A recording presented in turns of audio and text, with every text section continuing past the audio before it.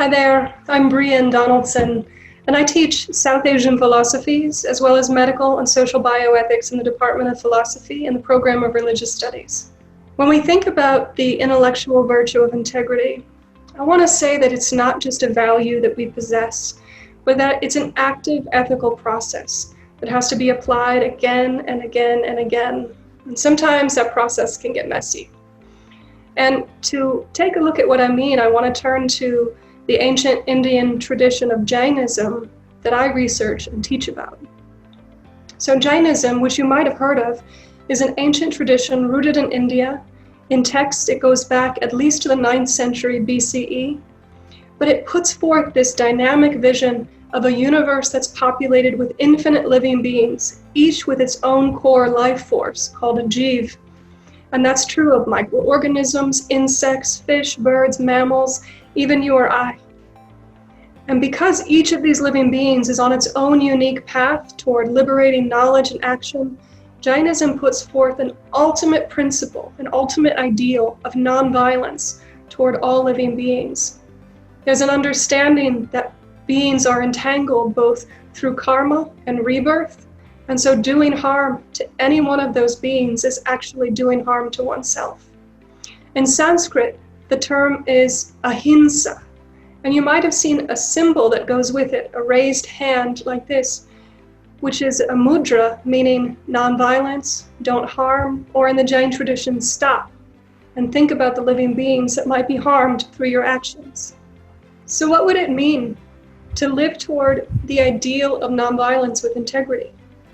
Jainism offers two paths. The first is Jain monks and nuns, and maybe you've even seen a photo of these individuals. There are very few in the world, but also quite remarkable. They wear mouth shields sometimes in order to prevent inhaling or injuring microorganisms. They go barefoot so as not to tread on living beings. They wear simple white fabrics, and some male mendicants even go nude because they recognize that clothing and the production of it harms living beings. They eat once a day simple vegetarian food that's prepared by others. And they have very few possessions except the few things they need, like a water pot or a broom to sweep the ground clear before they sit or walk or sleep. But most Jains in the world are not monks and nuns. They're lay Jains, and they have to live out the ideal of nonviolence within the context of their work, family, home, and social life. For example, in their diet, lay Jains, like monks and nuns, are also vegetarian. Within their own system, they will only eat beings that have one sense, and that's plants.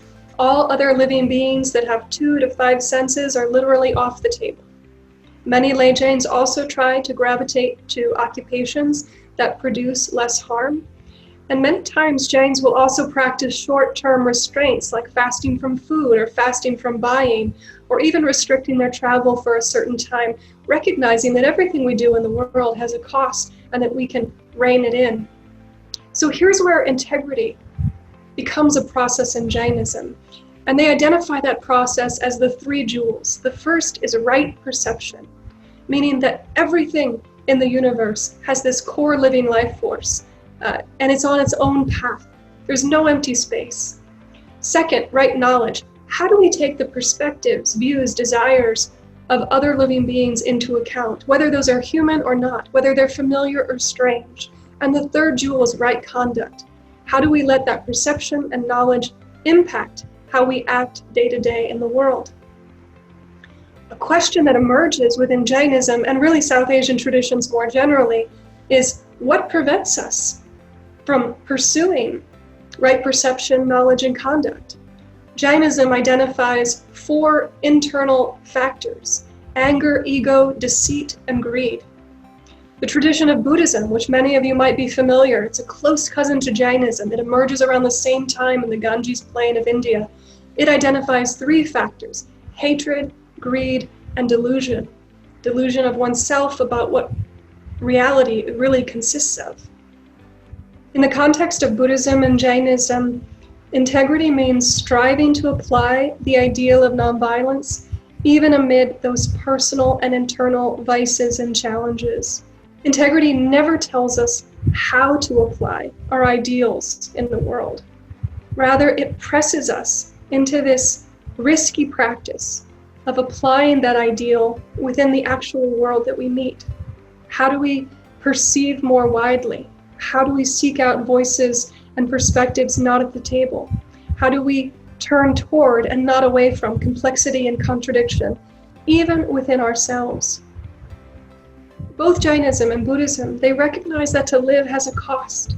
So nonviolence isn't a fantasy. It's an invitation to reduce harms whenever possible in one's context. And here we see this close connection with medical and social bioethics of the value of reducing harm.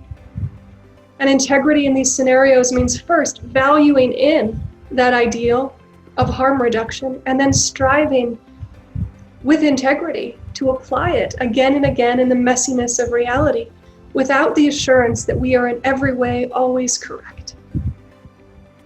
So my question for you is, what ideal do you think is worth getting messy for, getting down and dirty in this active ethical process of integrity?